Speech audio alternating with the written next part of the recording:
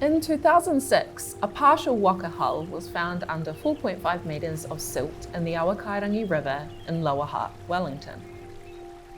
Wood analysis, while not exact, indicates carving would have occurred at some point during the 18th century. Given the location and how close it was to the river, it only makes sense to name it Te Awakairangi. And when we look at the interpretation of the name, Kairangi is something of significant, of abundance. And when we look at the word Te Awakairangi, it can be translated or interpreted as the river of abundance. Given that prior to settler arrival, there was basically the river and the forest was an abundance of resources. And that the river was basically our mode of transport. Wakas were our mode of transport. The rivers were the highways.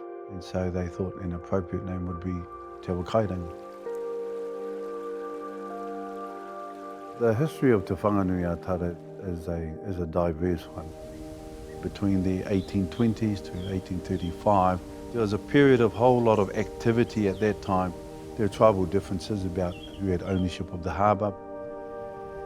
With the various layers of migration and people coming into this area, it can become confusing as to who is actually connected to that waka. My people are Rangitāne. Our name is actually Tāne Nui Ārangi, and that name is taken from the atua. His other name is Tāne Mahuta, the forest. So we see ourselves as people of the trees. Seeing this piece, the first thing I wanted to do was to hungi it. When you see a taonga, especially of this age, 300-400 years old plus, you see the taonga as a living embodiment of your ancestors. These things that they find that are unfinished are really valuable because it teaches us how they were made, gives us a stronger visual of how we could reproduce these and learn from them. The cuts are really interesting because they can tell you a lot about what stage the waka was at and also what kind of tool they used. Unfortunately, we've lost a lot of knowledge over time. We're now in that process of trying to discover those little bits of knowledge and also ensuring that they once again don't go dormant. Here we have 3 tuki, and they're good examples of the type of tukis that would have been used by our ancestors to potentially make the waka that was found in the Taonga. When you look at large wakataua and wakatiti, you can see in them that there's no knots.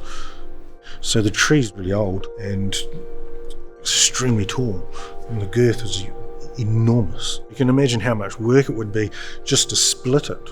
Today we have one carver that does all sorts of things, almost everything. Those days you would have a whole team of people that would have a responsibility to all kinds of roles. It was very much a community. You had to have everybody in your community participating in some way. We live in this island with all these rivers and all these lakes, but we don't see wakas in those. We can reuse those highways, those rivers, those lakes, and then we can get reconnected with those. This is the Māori Tesla. The most important thing is the taonga.